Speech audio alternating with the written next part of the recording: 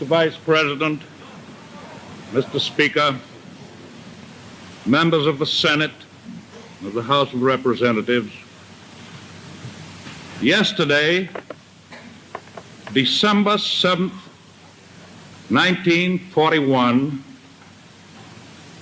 a date which will live in infamy, the United States of America was suddenly and deliberately attacked by naval and air forces of the Empire of Japan.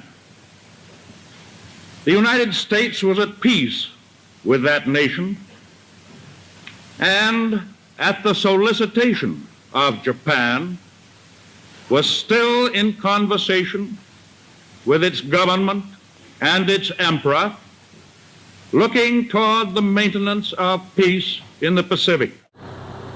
Indeed, 1 hour after Japanese air squadrons had commenced bombing in the American island of Oahu, the Japanese ambassador to the United States and his colleague delivered to our Secretary of State a formal reply to a recent American message.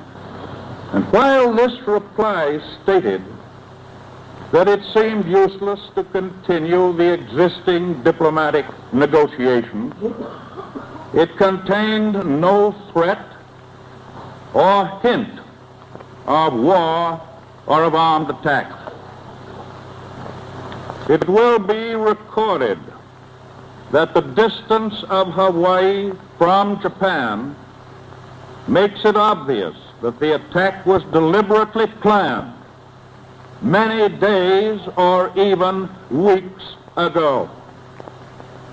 During the intervening time, the Japanese government has deliberately sought to deceive the United States by false statements and expressions of hope for continued peace.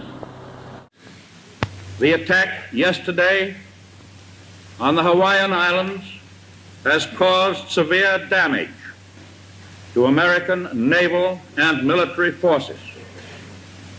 I regret to tell you that very many American lives have been lost. In addition, American ships have been reported torpedoed on the high seas between San Francisco and Honolulu. Yesterday, the Japanese government also launched an attack against Malaya.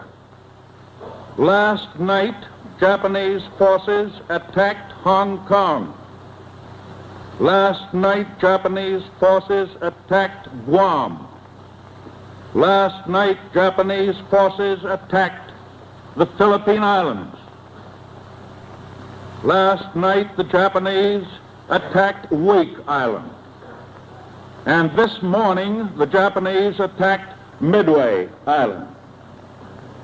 Japan has therefore undertaken a surprise offensive extending throughout the Pacific area. The facts of yesterday and today speak for themselves.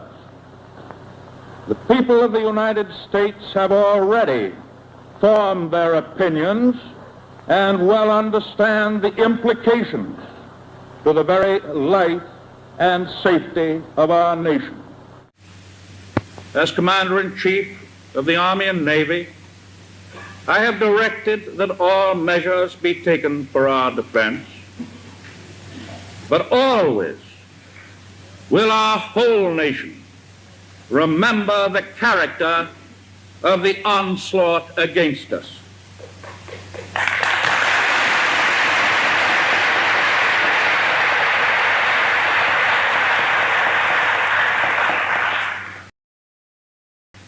No matter how long it may take us to overcome this premeditated invasion, the American people in their righteous might will win through to absolute victory.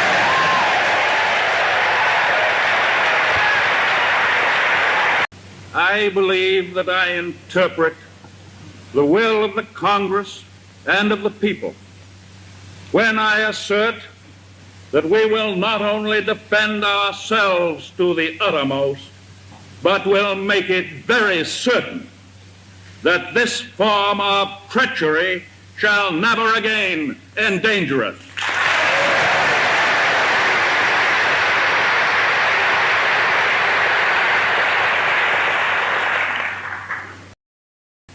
Hostilities exist. There is no blinking at the fact that our people, our territory, and our interests are in grave danger. With confidence in our armed forces, with the unbounding determination of our people, we will gain the inevitable triumph. So help us God.